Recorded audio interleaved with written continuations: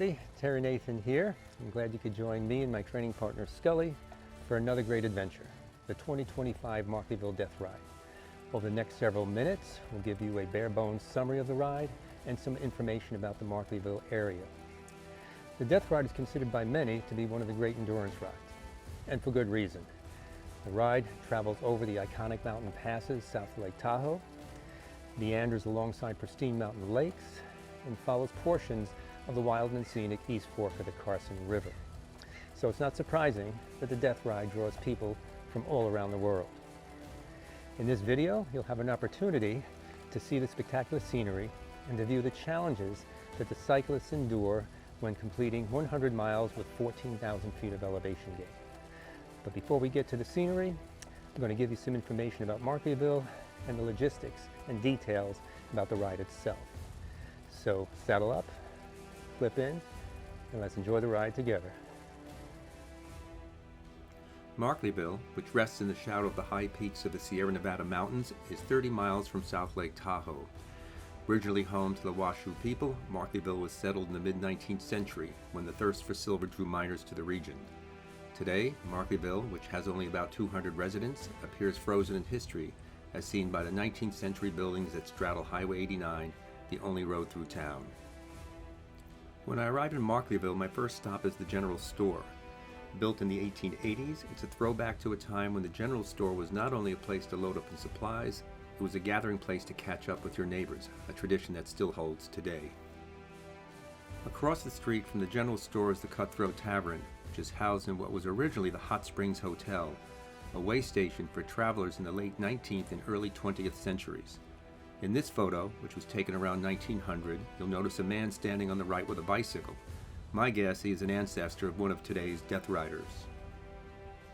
Across the street from the Cutthroat is the Stonefly Restaurant, where I have my traditional post-Death Ride dinner.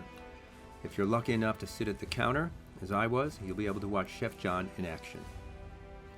For the morning after the Death Ride, or whenever I'm in town, I look forward to having breakfast at the charming Upcountry Cafe. Owned by Eric Bongard and designed by his wife Katie, the cafe fosters great conversations to go along with the coffee, tea, and tasty bagel sandwiches, which remind me of the great bagels I had while growing up in New York. After my brief stop in Markleyville, I make the short drive to Turtle Rock Park, where I register and visit the Bike Expo. When you enter the registration building, the first thing you'll notice are the Death Ride posters that line the walls. The tradition is that the riders who finish all of the passes sign the poster after the ride. I usually find it a challenge to find my signatures from previous years, though this year I did so relatively quickly.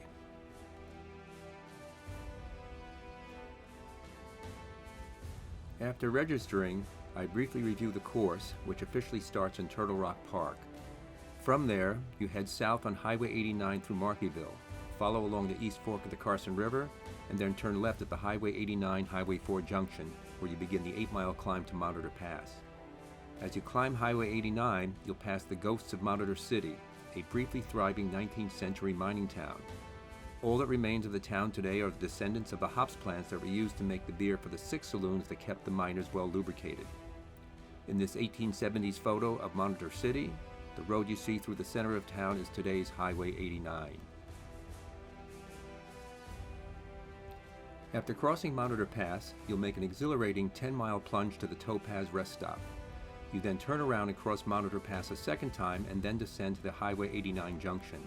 From there, you'll turn left to make the leg-burning 13-mile climb to Ebbetts Pass. From Ebbetts, you descend about 7 miles to the base of the Pacific Grade, where you make the short but thigh-busting climb to its summit. From there, you drop another 6.5 miles to the Alpine Lake rest stop. While there, you'll want to load up on food and drinks so you have the energy to climb the Pacific Grade and Ebbetts Pass a second time. From Ebbetts, it's then an easy 20-mile cruise back to Turtle Rock. Well, I just finished the registration. Now I'm walking around the expo, checking out all the cycling booths. And one just caught my eye, the California Alps cycling.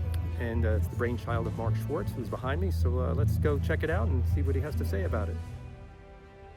Hey Mark, how's it going? It's going great, Terry. Good. So yeah, so tell me more about the California Alps cycling. California Alps cycling. I was born in 2017. I moved up here with my wife in 2016 from the Bay Area and started riding around in 2017 and realized this would be a good place to tell people about. So I always wanted to blog, so I started a blog, and Then a little bit later, I decided to get some merchandise and do some branding, and then got into advocacy. So I work hard to make sure there's no rumble strips in the county, and put in bike counters and help bike lanes and advocate for the local area and spread the gospel of the California Alps, which is pretty much from Mammoth to Tahoe.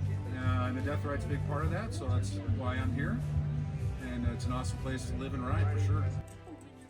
Before leaving the expo, thought I'd spend a few minutes listening to the music of local musician Dean Souza. Your past burning down, it don't matter which way you go.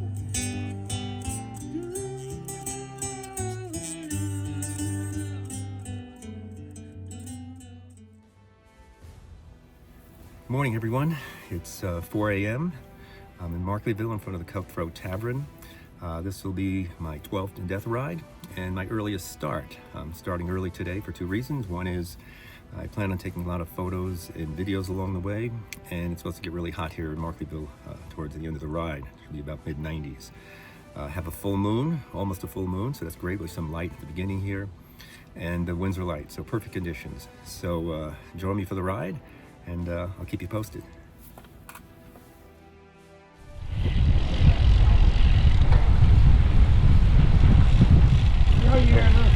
Start of the Markleeville Pass climb.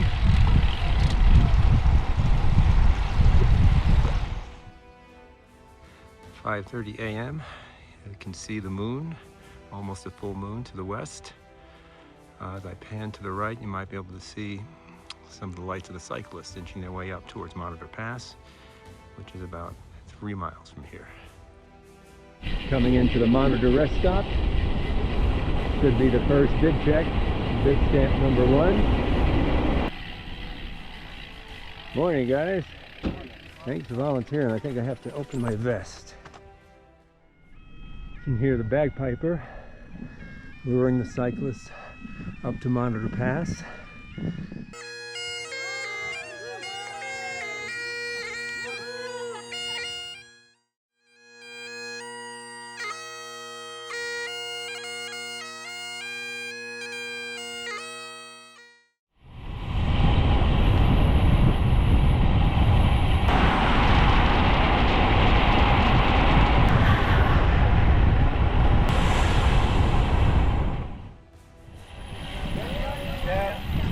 Stamp it up. How's it going? Hey, man. Thank you. Way better than you are. Goddamn, boy, you working today?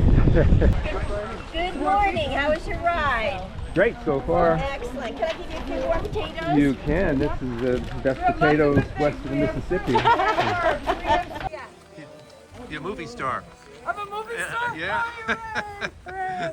We have fruit. We have potatoes. We have hard-boiled eggs.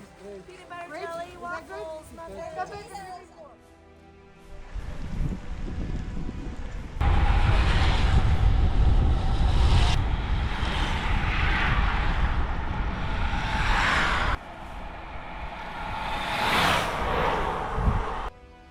Nice water stop. You bet. All right. And then I have lip balm. I don't think I need that yet. Okay.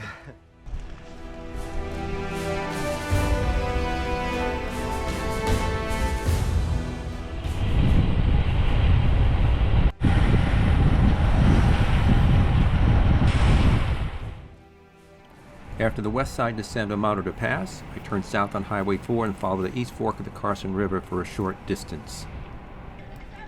After about 2 miles, I arrive at the Wolf Creek lunch stop, where I refuel for the 11-mile climb up to Ebbetts Pass.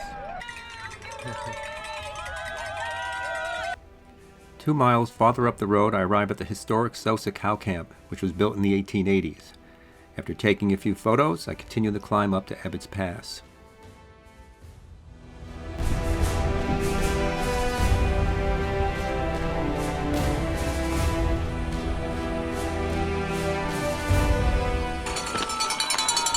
How's it going? Pretty good. How are you? Pretty good. So far, so good. After a 5-mile descent from Ebbetts Pass, I arrive at Hermit Valley. It's now about 2.8 miles to the Pacific Grade summit. Pacific Grade is killing people. I stopped 13% now.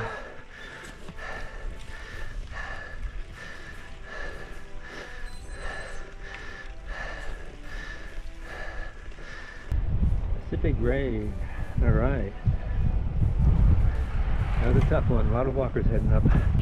After descending about 5.5 miles from the Pacific Grade summit, I've arrived at the Alpine Lake rest stop and turnaround. I remember you from 2 years ago. Yep, I'm still here. Now turning around at Alpine Lake stop. 15 miles to go to Ebbetts Pass. Dominic, come on, right here. From Utah. From Utah. I'm gonna finish it. Excellent. Let's go. All right, you're gonna be in the video. Absolutely. Thank you, Gary. Yeah. Appreciate it, man. Mile 70. Yeah. 33 to go. Passing by beautiful Mosquito Lake with the Pacific Grade summit just up ahead.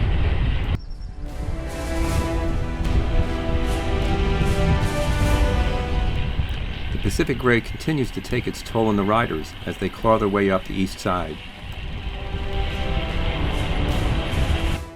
After stopping for a few snacks at Hermit Valley, I received word there was a thunderstorm lurking over Ebbetts Pass, which is 5 miles ahead.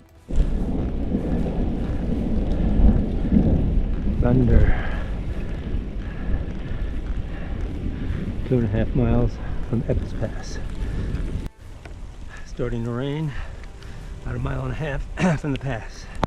I have to stop, put on my arm warmers and my vest. Approaching Ebbetts Pass, the final stamp, completing all the passes. And it'll be about a 20-mile ride back to Markleeville.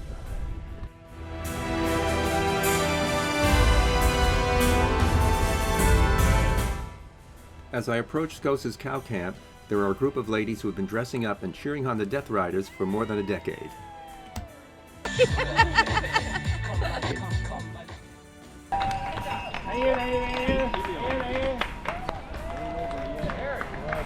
Hey, Brian. After passing through Markleyville, it's a short ride back to the finish at Turtle Rock Park. Gary Nathan, right there. Woo!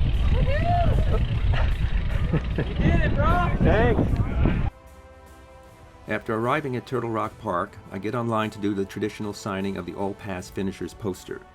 A big thanks to the volunteers and to all of you who have joined me on another great adventure. I'll leave you now on the east side of Monitor Pass, overlooking Highway 89. See you on the road.